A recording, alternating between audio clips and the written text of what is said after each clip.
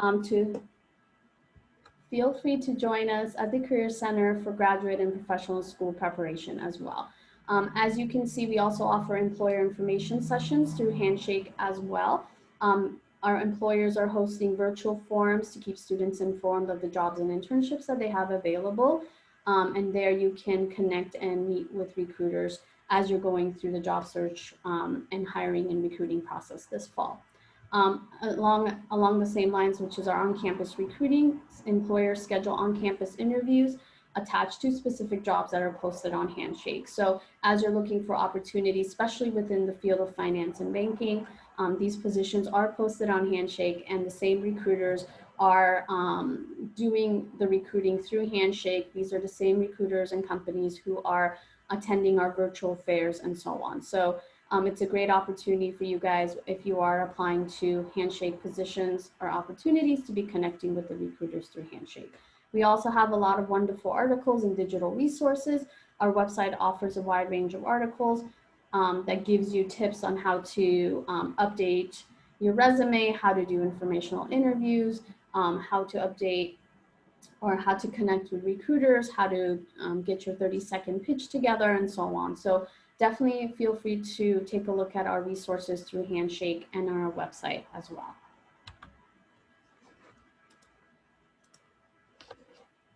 This is a list. It's a sample of many of our programs. We do offer much more this fall, but there are a lot of great opportunities. Our DOORS program, it talks about intersections of identity and ethnicity in the career path and the career search. Our virtual job search, networking, and interviewing strategy is a great work program. It's a 3-hour program, but you can pick and choose which time slot you would like to come into the webinar and learn about the job search strategy virtually, networking, and interviewing strategies virtually as well. We do have our Hire UCLA Job and Internship Search Fair, and then also our UCLA Engineering and Tech Fair on the 21st. Successfully navigating your remote internship is another great opportunity to learn more about how to successfully work through a virtual internship. As you guys know, this is something that for sure is new this year. Know Thyself, Discover Your Career Fit is a 3-part series in which students can take assessments virtually and go through the interpretation of the assessments through the different webinars that we'll be hosting. Again, this is the career assessments are great resources for those of you who are not exactly sure what it is you do want to do, and the assessments can be a great starting point for that. So you can see we do have a lot of great opportunities. This is just a sample of some of our programming. Definitely take a look at Handshake under events, or I'm sorry, under workshops to see what other opportunities we have available for you for this fall quarter. VMOC actually is one of our newest programs that we have on Handshake. It is a 24/7 online resume tool. It's a great tool for those of you who are wanting to get your resume critiqued for the first time. It will help you critique it and make it look as professional as you would like it to look. It's definitely a starting point platform. We encourage you guys to use VMOC as a point of, again, updating your resume, and then feel free to come back into a drop-in session or visit us and see a career counselor to get your resume more personalized if you like. I mentioned earlier some of our online resources. As you can see here, this is again a sample of some of the ones that we do offer. Interview Stream, I like to bring up. It's a great tool for you to practice mock interviews virtually. You can actually video record yourself and have a copy of that recording to see how you look and how you present yourself virtually online. So that's a great resource. The Vault Guide is, again, another wonderful resource to learn about different career paths, especially in the field of finance and accounting, as it could be a pretty broad industry. And VMOC, which I mentioned earlier, as a great tool to get detailed feedback on your resume and content.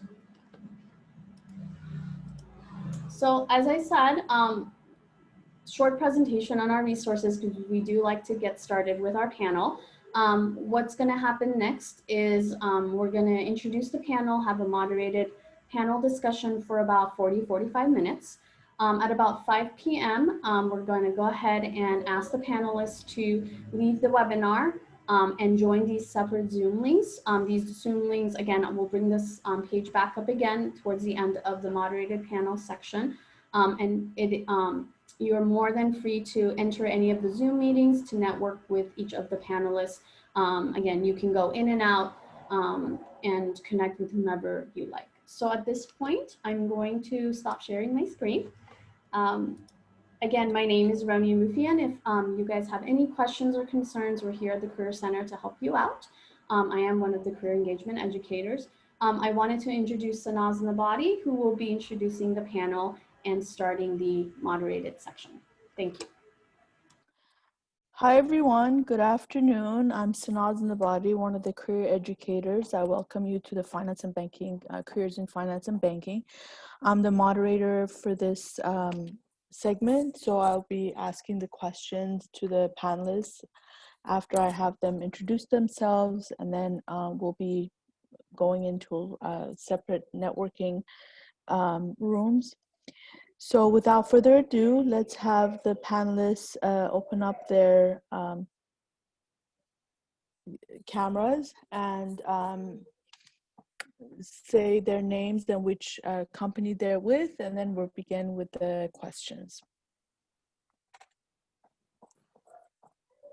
Hi, everybody. I'm Lauren Chow with Lockheed Martin Advanced Technology Center.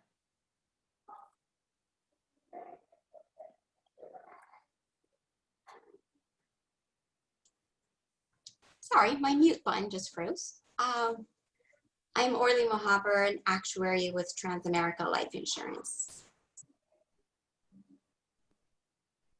Mr. Bell?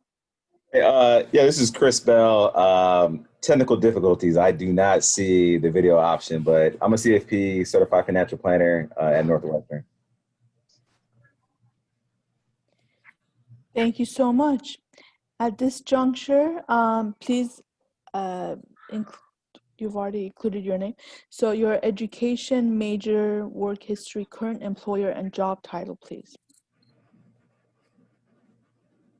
Okay, that's a lot there, but I'll give it a try. So I'm currently the Senior Business Operations Manager here at the Advanced Technology Center for Lockheed Martin.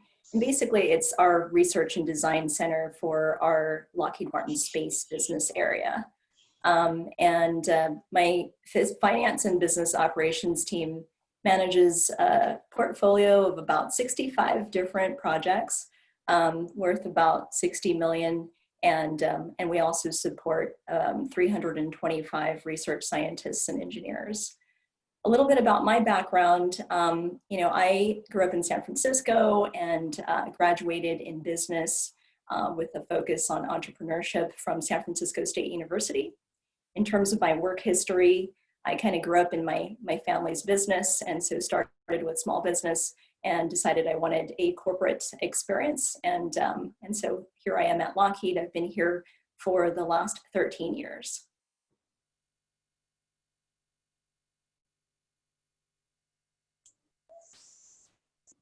So I'm Orly. I'm currently an actuary at Transamerica.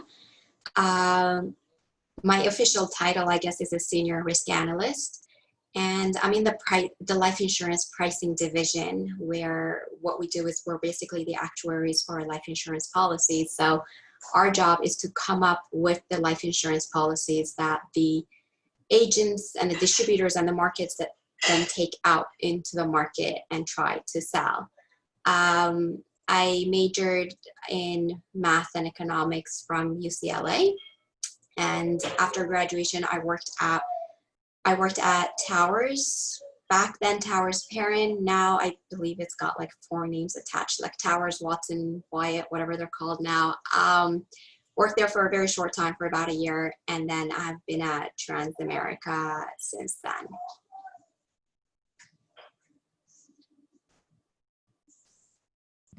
Hey, and sorry again. I mean, I'm trying to figure this thing out, but so I'm a CFP here at Northwestern, certified financial planner.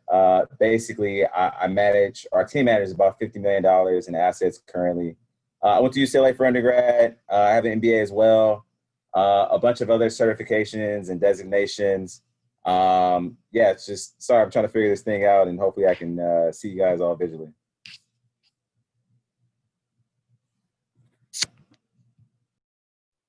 You don't see a mute and video link on the bottom left side of the screen? So the challenge is, I do Zoom meetings all day, so I have the mute option, just the video option is not there. Huh, very strange. So I'm working on. I might just get on my iPad in a second. Okay, no problem. All right, so our next question is, what made you choose your specific degree and career path as an undergrad?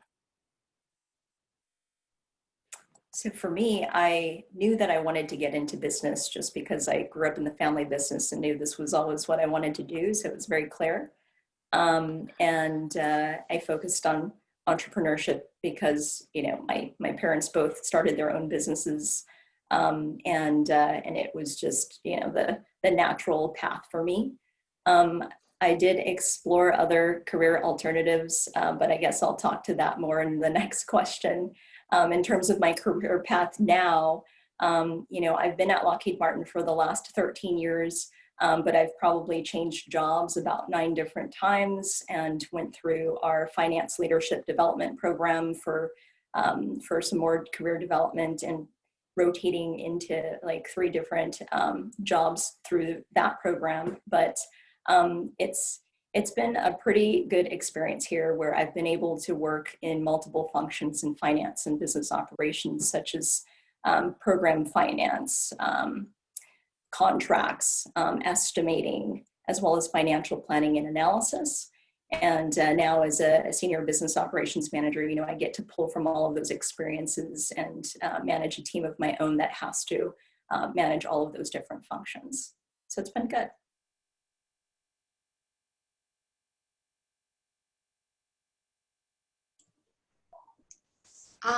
So I guess for me, when I was in school, like I've always liked math. So I knew I wanted to do something with math, but I didn't specifically want to go into the hardcore engineering type of mathematical field. So the combination of math and economics was ideal for me. And I guess as far as choosing the profession, the actuarial profession has always been pretty top rated, one of the top rated professions. So, that in itself kind of gave me an idea of like, this might be something I want to go into. And when I looked into it, it's like you really hands-on work every day. You really get to analyze things. It's not, it's not like every day is the same type of work. There's a lot of analysis involved. Every day is something different. In general, also relatively, the profession in general has like a good job security and a lot of growth potential. So all that seemed pretty attractive to me. And I guess I stuck with it. So that's it. Mr. Bell? Yeah, I mean, so for undergrad, I did poli-sci and philosophy. I was supposed to be an attorney, but I felt like I wanted to have a soul, so I went into finance instead. And ultimately, right, I chose a career. Basically, I know it might seem callous, but I wanted to make money, right? So I did Kumon when I was a kid. I basically did AP and IB programs and classes in high school. I went to UCLA, which is one of the top schools in the nation. And I felt like, I did all that, to show value for organization and make a decent living. So that's why I got into finance.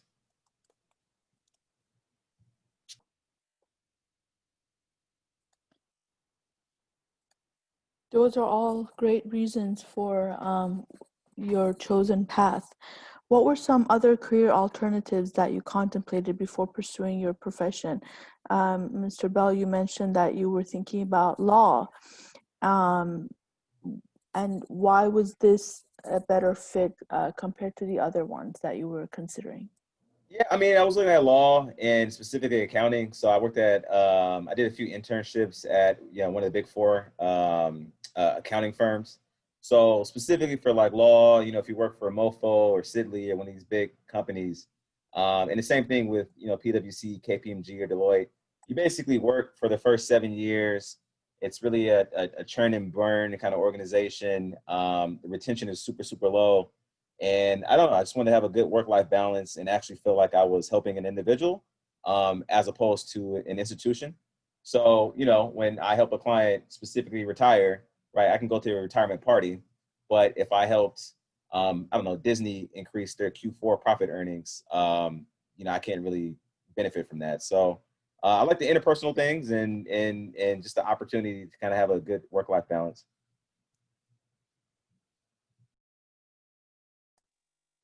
Thank you.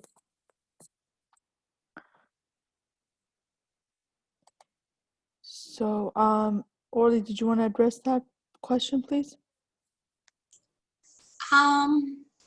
Sure. I spend a lot of time thinking what I want to do. Like, I went through that list of majors from A to C. Like, every day I would pick one. And like, I was back and forth for a long time, but I did know I want to stay in the mathematical financial field.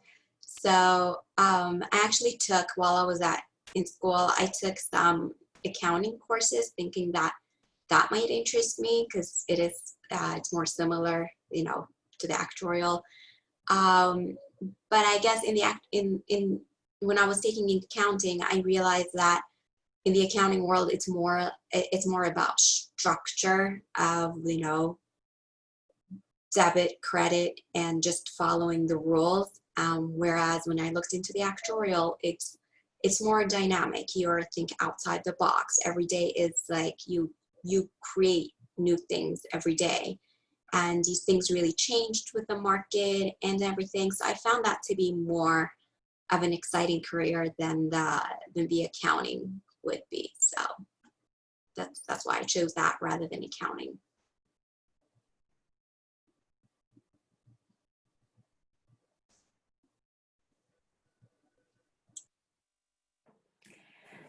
So I actually explored a totally different career path from business before I actually made that decision.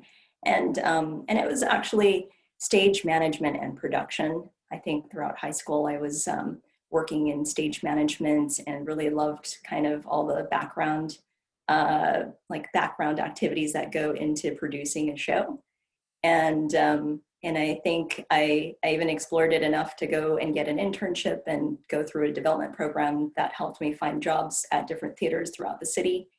But because of just how it was more of a gig economy and, you know, you don't really get stable benefits or salaries or anything like that. And you basically have to go and kind of fight for every gig. It's not a sustainable lifestyle. So business was definitely more sustainable and practical when it comes to being able to find, you know, jobs in different fields with your business degree.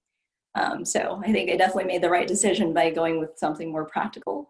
But, you know, in going through my classes at school, at State, you know, all of the strategic management classes really called my name. I really loved leading teams, working capstone simulation projects and winning them. And that's really what led me to further my career in, you know, finding kind of a corporate business role where I can further develop my career. And Lockheed Martin has really provided different opportunities for that.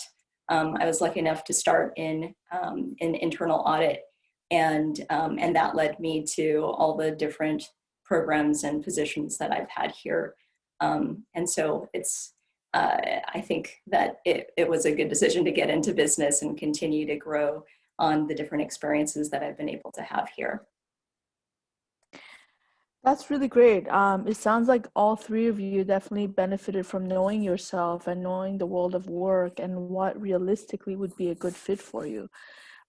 Because the last thing you want is to get into a career that you're not really working with your heart. You're just getting through the motions and just wishing your day to go and your weeks to go and your months to go without really enjoying what you're doing. It really sounds like all three of you were realistic about who you are and what you wanted out of your career. So I definitely congratulate you on that. That's exactly the reason I'm a career counselor, is to help people do that. And I hope that more students take us, use our services to accomplish that, to learn more about themselves as well as the world of work. So moving on, what are some qualifications needed to work in your field? Probably math is a big one, depending on your role. Who would like to go first? I can go, I guess. For the actuarial profession, I would say the exams. You definitely want to look at the actuarial exams if you want to get into the field, both because you want to see if this is something you actually want to do. Those exams are not easy, they're time consuming, they take years to get through. So you definitely want to look at it, try a couple of them, see if you want to actually get into that profession. And also to actually get a job, you need to have a couple of those exams under your belt so that you can show that this is something you can do and you're committed to it. And then the other thing I would say is probably helps to have an internship as part of the qualification for getting a full-time job in the field. That again, because the actuarial world is a little bit of its own niche, kinda, it helps to have the experience under your belt so that you know, like, that the employers can see, like, you've seen the actuarial world and you know what it's about. Those would be the two top things that generally employers look for. Orly, I'm so glad you mentioned that. What is an internship for an actuary at this level? What is a good example of it? Okay, an internship. So most companies offer college level internships, like summer internships in the actuarial world. With a little bit of a footnote of things are a little different due to COVID, because some companies are pretty picky about, as an intern, if you're working remotely, it's just not the same. There's the experience of being in the office, seeing people in the office, looking at what people are doing. So some companies have just temporarily put a stop on their internship program. But normally most companies, I mean, it's definitely not completely stopped. There are companies that are still offering internships, but in the normal world, as you can, search for summer internship, most companies offer. It's a win-win situation for both the students and the employers, definitely a win-win. So you basically, if you're not taking classes in the summer, or if you only have a light workload where you could be taking on a somewhat of a full-time, like an 8-hour day internship, I would definitely recommend it. You can try it in different fields, try different fields that you like. There's insurance, there's consulting, so whatever you'd like. And there are actually some companies that offer the internships on a non-summer routine basis. There are sometimes summer projects. There are some special projects that the company would like to bring someone on to help them with a project. And at the same time, they gain the experience of a little bit of like getting their foot in the door of what the actual world, everyday life is like. What are the spreadsheets that you're going to be working with look like? So that would definitely be a great experience for you to get exposure to the career and see if this is even something you want to consider without just waiting to graduate and get a full-time job in that. Does that answer the question? Absolutely.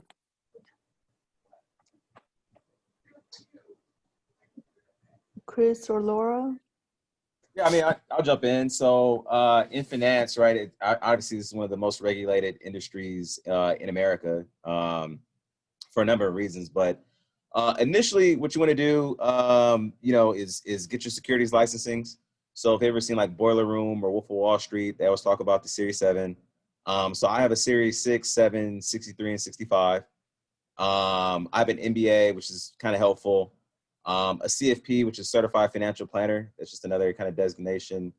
And there's some other stuff out there. So like I have a CHFC, RICP, CLU, CLTC. But essentially just the trade or buy and sell securities, so stocks and bonds, all you need is Series 7 and a Series 66. Everything else is just the added bonus. So it sounds like in the finance field, in addition to the audit, in addition to the actuary, and of course the accounting, you have to take a lot of extra tests in addition to your bachelor's degree. How many did you say you passed, Chris? 4 or 5? Oh, yeah, I tell clients I've taken more tests than you have fingers and toes, but ultimately you only need 2. But for a lot of companies, you have to pass them on like the first try. So again, if you've seen Wolf of Wall Street or see even specifically Boiler Room, right? You have like 6 months or 3 months or whatever your broker or whichever your house says. And if you don't pass in those first 3 or 6 months or whatever, then you have to exit the firm. So very similar for like law. If you don't pass the bar, right, on your first probably 2 tries, you get fired. That same mentality exists in our industry as well. Got it. Thank you. And Orly, for your profession, it's 5 tests you have to pass? Keep going up. 7. There 7. are like 10. 10. There are different levels. So to get to that first designation, which is the associate of the Society of Actuaries, it's around 5-ish, depending on how you look at it. It's a bunch of exams and then modularized exams. So some of it is just modularized courses, not just an exam that you take, like you study for and you take the exam under like a 2-hour setting. And then in addition to that, once you have that first designation, depending on which direction you want to go and what field you're working in, then there's several more exams to get your fellowship of the society, which adds on another 5-6 exams. In general, they take several years and they're pretty gruesome. There are a few people that have passed them all on the first try.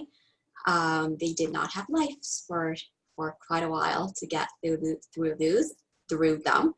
And there are people that after a few exams, it was like a weaning out process for them. They realized that you have a kid, you have a life, you have responsibilities, it's just too much commitment, and they stopped at the first designation. So. Stopping at the first designation still allows them to work in the field as an actuary, right? They didn't like completely drop out. Right, yes. So, thank God. Right. So depending on where you work and what your position is, generally the first designation is enough for you to continue what you're doing. Most companies do support you to continue all the way to get your fellowship, just because you're then worth more to the company. Depending on where you are, having only the first designation can put a little bit of a block in for you to continue on your career growth. But for the most part, that first designation means you've gotten pretty far. So. And they're not as bad as I'm making it. It's doable. Great. Congratulations. Laura?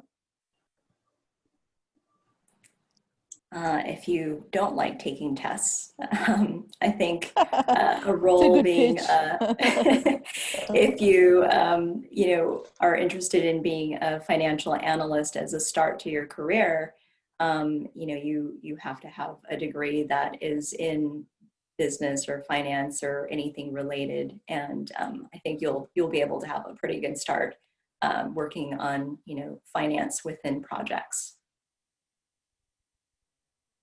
That's great.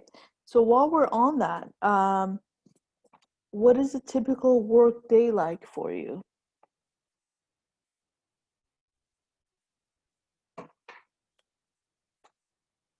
Orly, let's have you go first this time. Okay. There really isn't a typical workday, really. But in general, I guess as an actuary, you need to be able to sit at a desk and be able to look at spreadsheets and numbers. So what you would call like a typical workday is definitely a lot of looking at numbers, analyzing numbers. It's not just, do plus and minuses and that's it. But you're definitely, there are days that I'll just sit there in front of a massive screen of numbers and colorful graphs and just stare while the brain cells are just really processing. So I'm just looking, if somebody would walk in, they're like, is she crazy? She's looking at a screen for 10 minutes, but really my brain cells are just looking at this thing, trying to figure out why my green line is going up while the purple line is flat, where it should have been more steep. So it's definitely a lot of spreadsheets and number analysis. And combined with that is also a lot of meetings, discussions.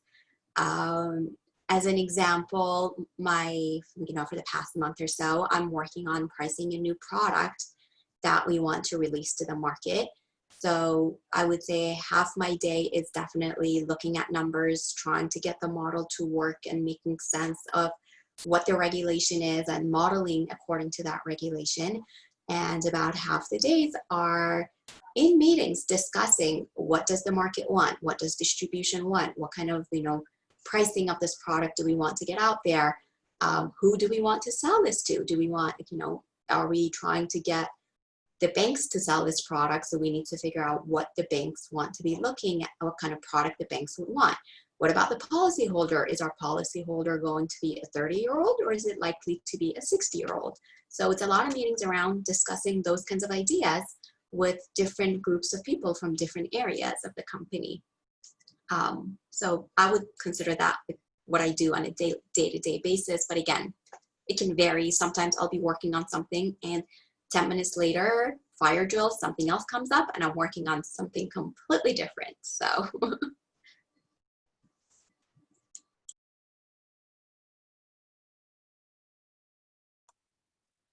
Chris, did you want to address that question? What's a day like for you? Yeah. So pre-COVID, it was pretty fun. So it changed a little bit, but I'll give you both. So pre-COVID, I would probably check the markets at like 6:30 to 7, kind of just see what's going on. I would do like some prep from maybe 7 to 8, maybe even 7:30 to 8:30. From 8:30 to about 9:30, I would call a lot of my clients, just kind of see what's going on in their lives, set new meetings, that kind of thing. And from literally like 9 to 4, I was probably in client meetings. So that means people were coming to the office. I was on the phone, doing a lot of different things. And then every other day, normally I would have like a client event. So like a happy hour, or I would go to somebody's house or something a little bit more engaging. So, there's a lot of like interpersonal relationships. Over the phone now and in Zoom when my camera works, it's a little different. So now I probably don't even start until like 8. And then I usually wrap up everything around 3:34. And I'm just on a back-to-back calls the entire day. So less interpersonal interactions, right? Which is not why I took the job, but hopefully at some point we get some kind of cure or vaccine or whatever so I can see people face to face. Amen to that. As much as Zoom is great, I miss seeing people in person as well. And I just figured out a reason that we can't see you is because it's not anything on your part. You came in as an attendee and I transferred you to a panelist, so it still thinks you're an attendee. So it's not anything you're doing on your part. So I just wanted I'm not incompetent. It's good to know. Exactly. I just wanted to say that. So put it on the record. This is recorded, so don't forget that. Yeah. So Laura, any thoughts as to, have you already answered this question? What's a typical day like for you? Not yet, but I can add some color to that. So my typical day is pretty filled with meetings. And I think in my role, I mentioned that, I have multiple functions that I manage, everything from our estimating team who has to put together proposals that we put out there to go and win new business, to financial planning and analysis where, they're planning the financials for our organization and forecasting to make sure that we're going to hit our numbers at the end of the year, to some folks that are managing our overhead budgets and making sure we're getting the capital resources we need for all of our labs and science projects, if you will. So there's a lot of meetings every day to kind of manage all of those different things and make sure that, you know, the appropriate reviews are taking place on those proposals that are going out, making sure that all the different functions have also kind of done their due diligence on the business case for each of those pursuits. And then making sure that we stay within budget. And so I have to partner with our VP and also my manager to make sure that, you know, we're getting enough dollars to make this this lab operation work effectively. So it's always a fight for dollars and also a lot of reviews. But the other part that I love about my job is really working with all of my different team members and making sure to, you know, provide some leadership and guidance there. So there's definitely a lot of one-on-ones. I have about 21 people on my team. And that takes up a good amount of my time as well, as meeting with them, making sure that, you know, everything's going well within what their scope is and making sure that they're, you know, being heard on, you know, career development and other things that they might need. If it's like training or, you know, anything else, I'm always there to listen and help them succeed at work. Thank you so much. Based on your responses from a career perspective, it sounds like what Orly is doing is very introverted and looking at graphs and numbers and less communication with people outside of her company. And then what Chris and Laura are doing are a little bit of both. It's a lot of client interaction as well as working with people on your teams. Is that correct? A thumbs up would be good. And if you disagree, that's okay too. But that was just because a lot of times we advise students to look at yourself. How much interaction do you need? How much interaction you don't need? Would you rather work by yourself or work in a team? How much of that do you really need? And so this is a good way to differentiate between the types of careers, even in the same industry. So with that said, what do you find most challenging and most rewarding about your work?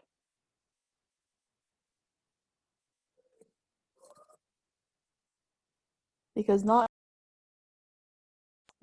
every job is perfect. So there are some challenging things. Besides using Zoom all day, what would be another challenging thing for you throughout the day?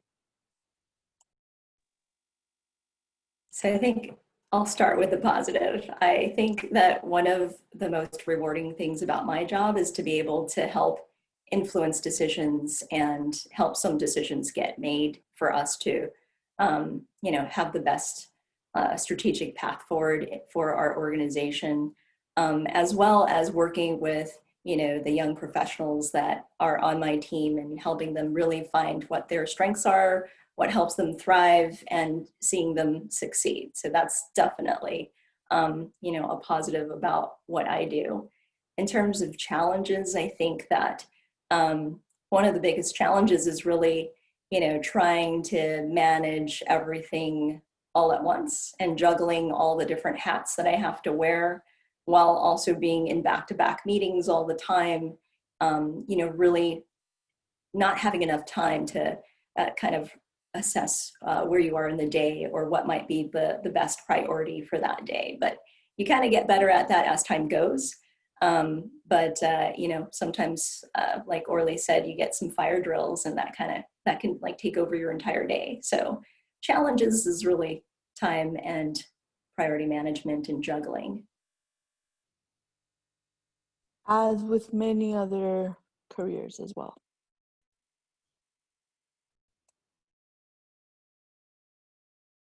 Who would like to go next? I can jump in. So yeah, I would say the biggest challenge is also the best opportunity to reward, which is clients.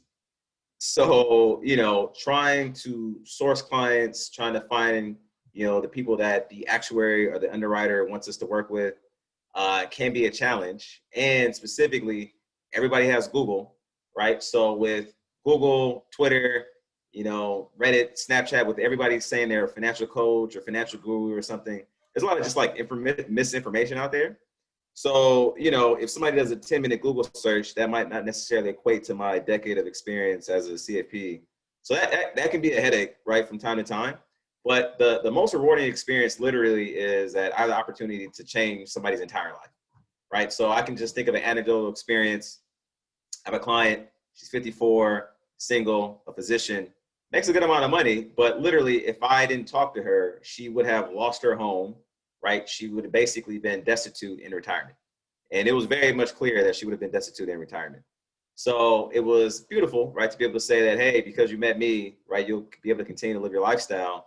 And I have other clients in which, like, I've helped them get married or save for a ring or, syndicate a college, right? So that interpersonal relationship is very rewarding when they say, hey, Chris, thanks, here's a bottle for that help.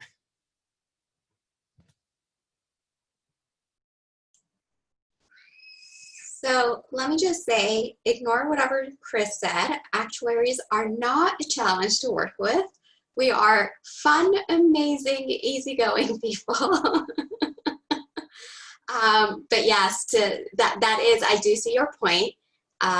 Actuaries, we speak our own language, and there is always that challenge of translating actuarial lingo to what actually needs to go out in the market and sell. So sometimes we'll have financial advisors and marketing team be like, I don't get it. Why do you tell me my IRR, my profitability can't hit, but we need to make the premium lower? So the actuaries do always have that challenge of explaining why we're stuck not being able to be more competitive, because we also have that profitability needs. Like, we're kind of squeezed in between the two trying to meet that challenge. But I'll give him some credit, but ignore him for the most part.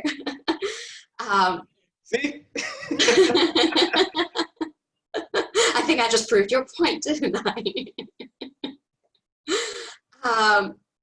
But some challenge of the actuarial world, I would say, is regulations are always changing, as they always are in any profession that you would be with. So for example, when we price a product, we need to hold certain reserves for our product so that if anything happens, we have some money saved up. Like, we basically, as the company, the money is there in case we need to pay out more than we originally thought. We have those payments ready. And there is tons of regulations around that and how we do our reserving. And that's something, it's definitely not on a daily basis, but those are definitely challenging topics to learn. When you have to learn about how reserving works, it's several years of experience to really get a hang of it. And then while you're getting a hang of this, the regulators, on the other hand, in the background, are making changes to the regulations. So by the time you're expert and you're mastering how to do this, there's now a new regulation that comes out that you now need to go in and learn that new regulation. So there is, I would call it a good challenge. You never become like a Groundhog Day years of experience, because even though you've learned something, you're not done. There's always updates to what can be done.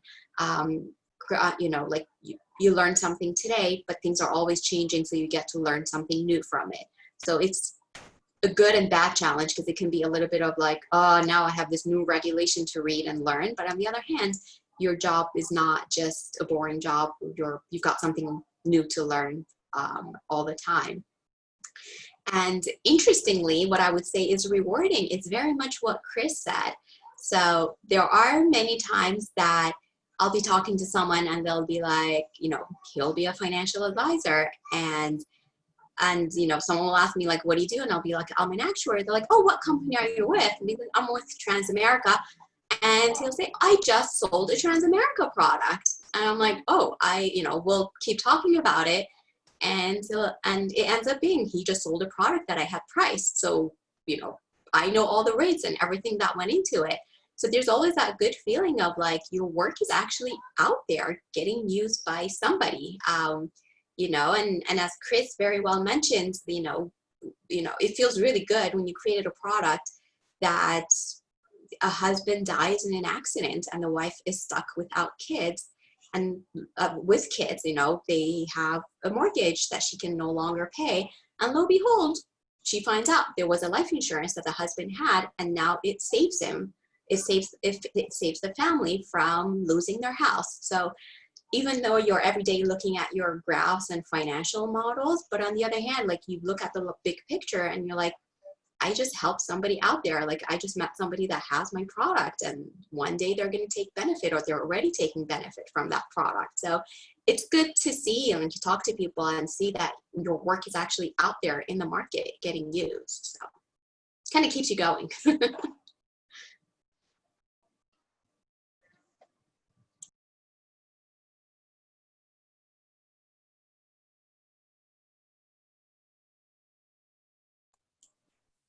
All right. What is our next question? What changes do you foresee in your industry within the next 5 years?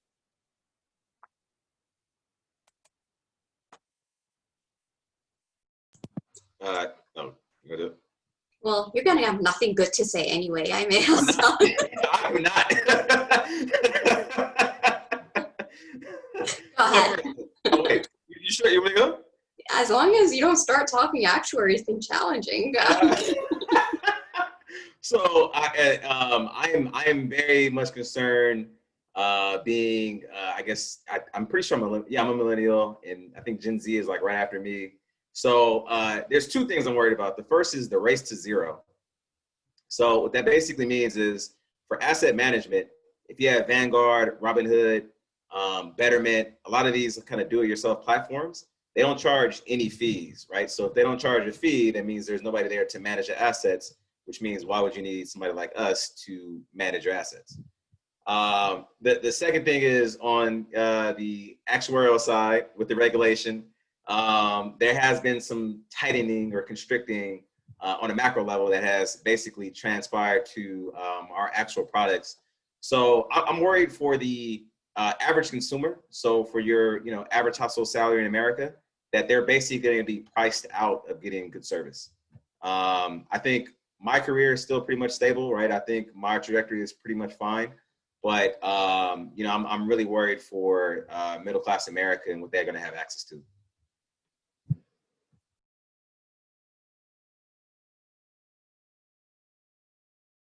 So I'll go next because it's really like it's a follow-up to that basically.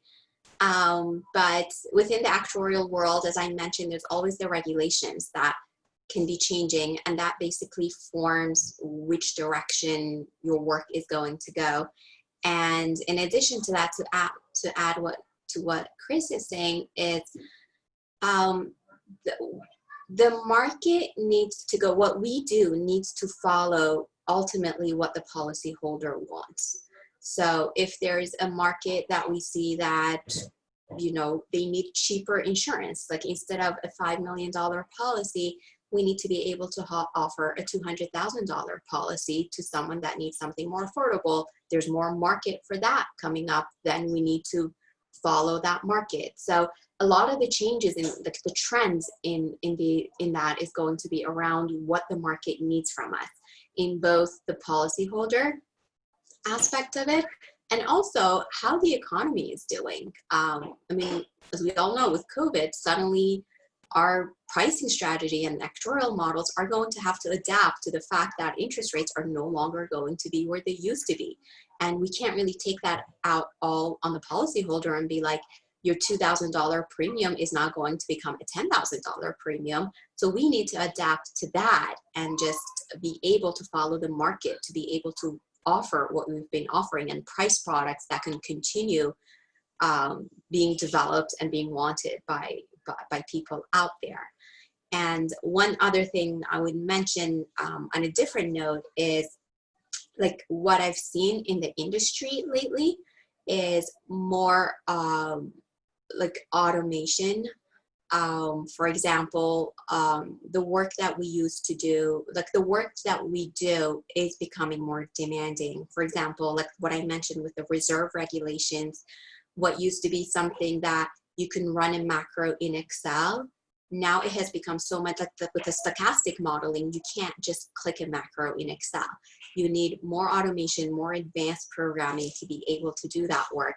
And that's something that I've been seeing getting developed over the years. So we've gone more from formulas in Excel and macros in Excel to using SQL and Python and using more of a programming language to set up those models. So there's definitely a little bit of a shift towards that and doing more data analysis rather than just take the numbers and punch them in and run them. And actuaries are cool. We're not challenging. All three of your professions are cool. Absolutely. It just depends on the person, on what they're drawn to. Absolutely. If it's not something you enjoy, then it's not going to be that interesting. But if it is something that you enjoy, then it's going to be like being on vacation. Very true. So at this juncture, I'm going to have you all address what advice you have for students in choosing your pathway or related professions. And then we'll take a couple quick polls, and then I'll post the links for the chat rooms, and then we could all go network. Students can, you should copy and paste the links to keep for yourself so that you can visit all three rooms, because Roni and I will also disseminate into those rooms as well, and this chat will go away. So when I post it, please copy and paste it for your own records. Each one of the panelists will have their own link, and the students have the option of going to either one as they choose. So while I'm asking the last question, I'll also shoot the poll and have you guys answer it. What advice do you have for students in choosing your pathway or other related profession?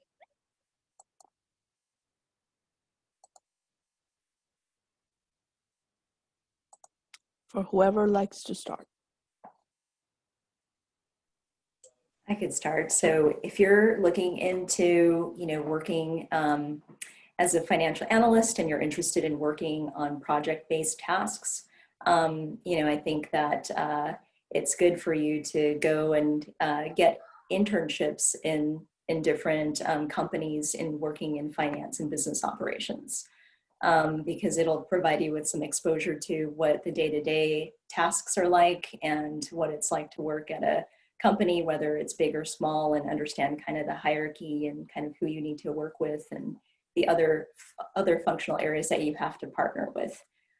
So go and get some internships, different companies, different experiences, different roles. I think that'll definitely help you solidify, where you need to go.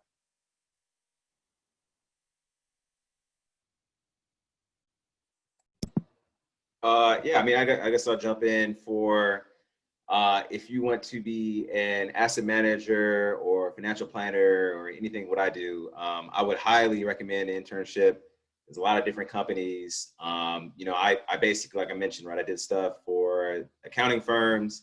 I worked at Morgan Stanley for a while. Like literally I was stapling papers and getting coffee from my mentor. And just got experience, right? And I think it really shaped and figured out where I wanted to go. And then the final thing is, obviously we talked about COVID a few times, but I would really take advantage of undergrad. If you have to take a fifth year, take the fifth year. You're going to work for the rest of your life if you're doing a normal 9 to 5 like we're doing. So really enjoy these times, because if I could go back on Thursday in 2013 or whatever, I would do it. So yeah, enjoy undergrad.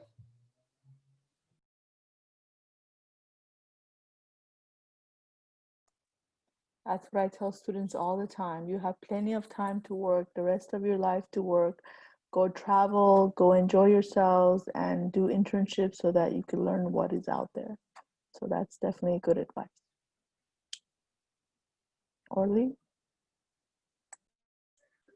Nothing additional to add to what Lori and Chris said. Pretty much internship, explore, find out, and just try to get hands-on experience.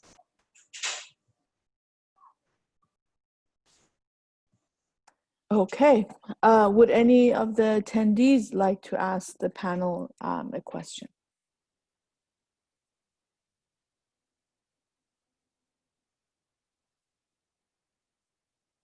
No questions out there?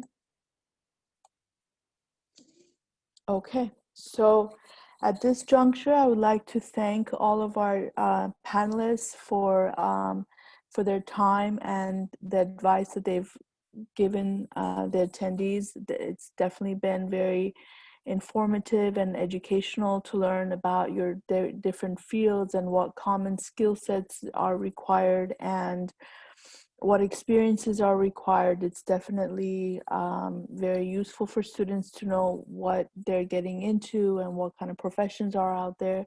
So we definitely appreciate your time, and we appreciate all the advice that you have provided. And we welcome you to future panels, and thank you so much for your time and the education that you have provided our students. So I really, from the bottom of my heart, I really thank you. One of the drawbacks of doing workshops on Zoom is that we can't give you our, sorry, we can't give you our thank you cards and our swag, but we definitely appreciate you nonetheless. And thank you so much for joining us this afternoon. Thank you so much. So we'll meet you back in your links. Thank you, Sanaz. The links are also available on the chat for students. So if you can go ahead and copy and paste it there. And I will be on the webinar for a few minutes to direct students as well.